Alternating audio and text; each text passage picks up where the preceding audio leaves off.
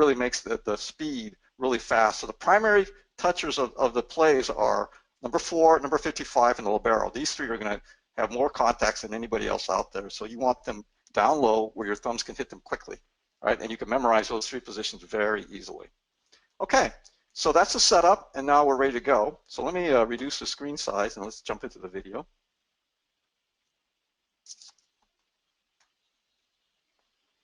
All right, let me wind this match back here to about 4 minutes, which was about at the beginning.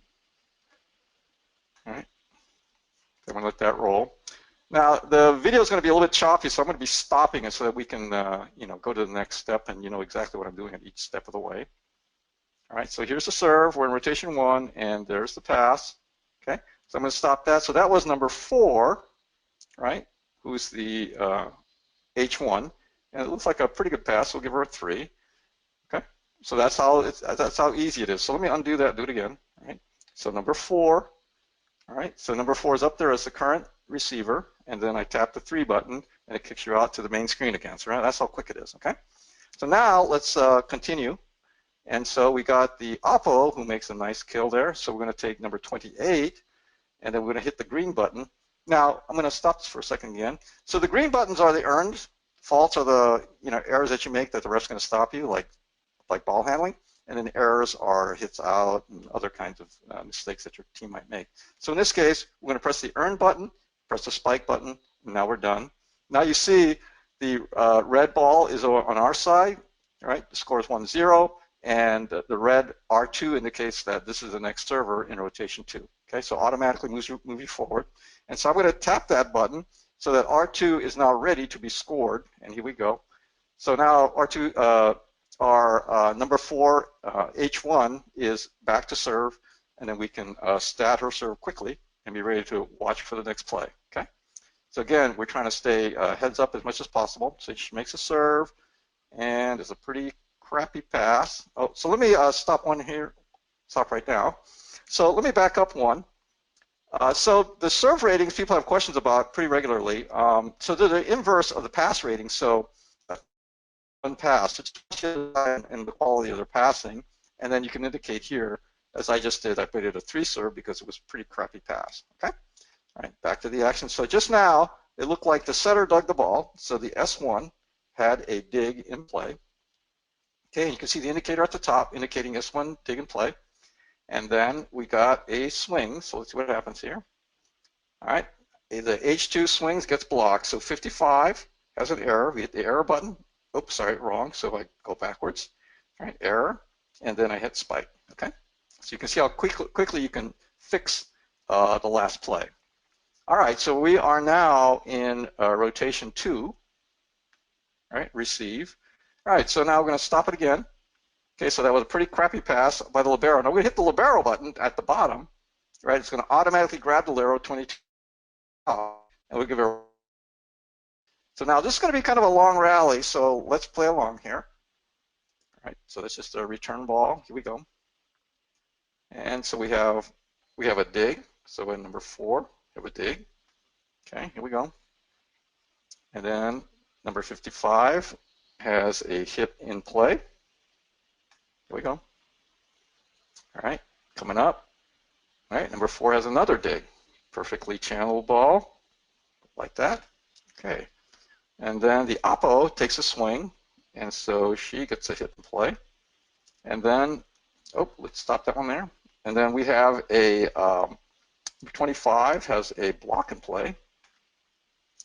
And they're going to back set, and she swings, and she makes a kill. Now, here's an important point. I'm going to assign that as the setter had a dig error. And here's what's important. You really never want to be giving the other side points because that's not going to help you from a coaching perspective, right? You can say, okay, they made a great kill, but what was the problem? Was it a bad block? Poor dig? What was going on exactly? And it's important to attribute errors instead of earn points for the other side, okay? That's an important point about how to take stats. All right, so now we just lost the ball. It's their serve. It's 1-2. All right, and so let's see what happens next here. Okay, so the libero makes a 3 pass, and let me stop it here so I can talk and do this at the same time. So the middle blocker had a hit and play. And their hitter, so that their player, the pink button down here, right, made an error, and she hit the ball in the net.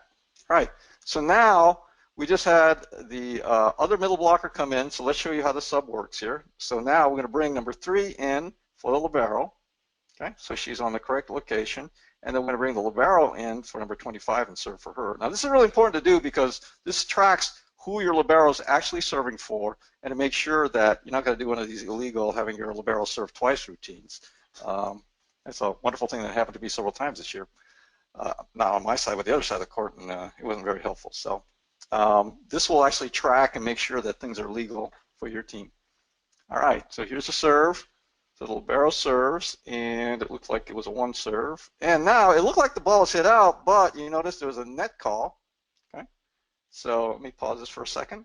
So number 28, the opposite, I could sit there and say it was a blocking error, but that's not correct. Actually, I'm going to adjust this, and I'm going to say it was a false, and it was a net. Okay, so that easy.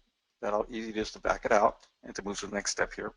All right, so now we are at rotation 3 receive. Okay, so let's see what happens next. Now we're covering most of the types of touches that you want to stat. And so number 4 makes a perfect pass, and the oppo gets a kill. Okay. Now this is rotation 4. It's a 6-2. So you notice the substitutes are coming in, and here's how easy it is when you place the players in the right place. So S2, who's the next server, comes in for 28, and number 7, the other oppo, comes in for the setter. Okay. So they've swapped out. And number 11 is ready to serve now. It's got the red marker here. We're in rotation 4. Okay, so let's see what happens. We'll just score this rally, and then we'll be pretty much done with the stat part of this deal. All right, here we go. Okay, so number 11 is serving. She serves down the line. Ball goes in the net. That's an ace. Cool. All right. Okay, so you can see S2 ace up here, all right, scores 4-3. We have the ball, it's rotation 4, all right? Here we go, one more play, and then we'll finish up here. So she makes a 1 serve, so like a perfect pass. They make a tip, and the setter misses the dig. Okay, good. All right, so we'll stop it here, and I think that pretty much covers all the basics of the stat taking. Let me increase the size of the screen here. Oops, sorry.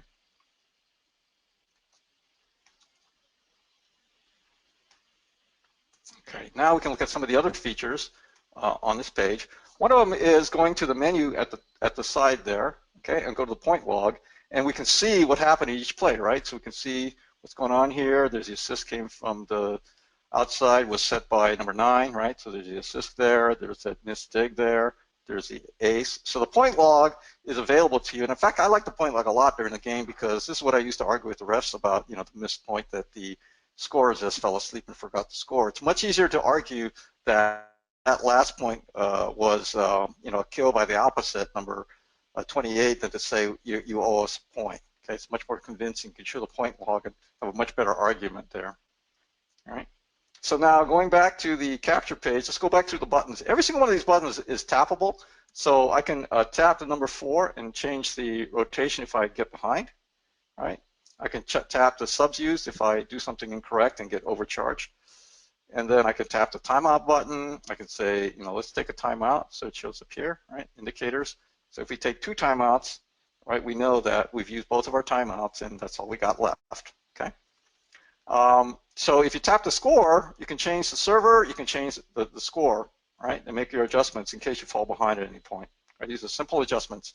On the sides here, you have the undo button, which takes you all the way back, the partial, step back for the adjust, and then replay will take you all the way back to the beginning of the point, okay? So all of these purple buttons are for effectively doing some type of undo. All right, the stat button will take you to the online stats, and then you can also do your change lineup, but this button typically you don't need to use anymore once you've got set up properly, including that and the change server piece as well, if you got your server set up properly, okay? All right, so that covers pretty much all the key components of the SoloStats Live interface. So let's dive down to the next step. So I'm going to go down to the bottom of the presentation. And the next phase is web reports. Once the data is backed up, there's two places you can look at it. Sorry, let me bring this thing back. One of them is by going back to the closing the screen, going back to home, and then pressing the reports and insights, and then pressing the reports page. And then I can go to my, oh, that's the wrong device. That's close enough. So I can go into any one of these areas and then look at the given teams and the stats that are there. But the concern I have about this particular screen is that for doing simple looks at a team, that's pretty fine. But if you're trying to do data analysis, the screen's too small. So it's okay for a quick review. And in fact, I prefer at this point to go to my computer and its browser, or potentially the browser of my iPad, which is bigger, of course, than the phone. And so now, if you go to the matches page and you scroll up to this match selection page, you can see all the different things. And you can select all, you can select a day, you can select some other combination. So any combination of stuff is available here. And so here you can look at a series of different reports that are available. So I can go to Analyze and do rotation-based analysis. I can scan through here and say, what's my low rotation? Looks like maybe it's number 4. And look down here and say, who's having problems? Well, Miranda looks like she's had a bunch of receive problems here. Okay, and then focus on her receiving 4 as one of the practice things. Player rankings. All right, so this is plus minus points. Every single one of these columns is sortable. So let's say on serves, who's had the most aces? Okay, so 13 by Miranda, right? Or look at point scoring. Okay, so Sabrina is 66.7, right? So every one of these skill areas is sortable. So we've got your receive stats, your attack stats, your dig stats, your block, setting, and your free ball, right? Summary is where you typically go, and that's typically where I go initially, just to have a quick overview. So you can see your receive, your serve, receive, free balls, plus minus, and then attack, dig, block, and this is by player. Farther down, you can see by game what's going on. So it's the game by skill. And then you can see rotations, okay?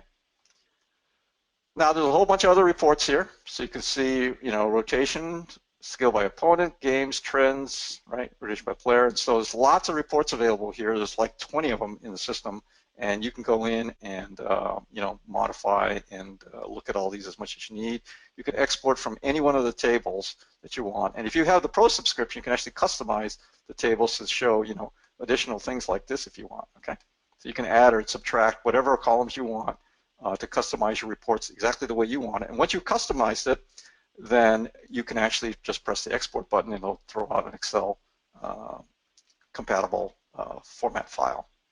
Okay, so now the last part of it is the Huddle export piece, which is really simple. If we go back to the matches page, and you notice all of these columns here. So you got your Max Preps export, you got your Excel export, and you have your Huddle export here. Okay, you also can input and also do editing. All right, so if you press this export button, it'll generate a Huddle XML file, and then on the Huddle side, open up your particular video and import this file into it. This process is very simple. All right. Okay, so I think that covers that part of it. Let me make sure I got all the pieces. Okay, so that's the Huddle, right? Export, we saw that. And I think that pretty much does it to cover the broad brush look at everything. If you have questions, you can always email me, kyle@rotate123.com, and also the site, solostatslive.com. Training materials are under training support. And one final note is that on the main page here, you see this link, right? So that link will take you to live stats. We're live statting all the matches for the U.S. men's and women's, and so you can see, lots of the scores and the details that you don't normally get from the coverage on TV. And so we're updating this on the fly, and so these scores are coming in, right? You can go to the second page and look at individual player data as well here. Okay, so it's a lot of fun to add an extra level of detail and understanding for what's going on at the Olympic level. And you can find out like who's hitting well, what's the passing numbers look like, and so forth. It's pretty interesting, to watch this and see that comparing to, how does your team play. All right. Okay, so I think that does it, and let me switch it over to Sean and see what questions might be coming in. Awesome. And please don't be shy. Yeah, perfect. We have one question right now, so if anybody wants to throw any in real quick, we do have a few more minutes, but we'll answer the first one. Basically, the question is relating to the customer having previously the old SoloStats, Uh-huh. and they're wondering, can you use the old SoloStats? Also, what happens if you already paid for a bundle for a year with the other Yep. version? Yep. So two things. Number one, the current SoloStats 123, the old version, which we're labeling as our classic, is still available and it's still supported, right? So there's no issue. If you prefer to stat that way, that's completely fine. Your subscriptions are transferable. So if you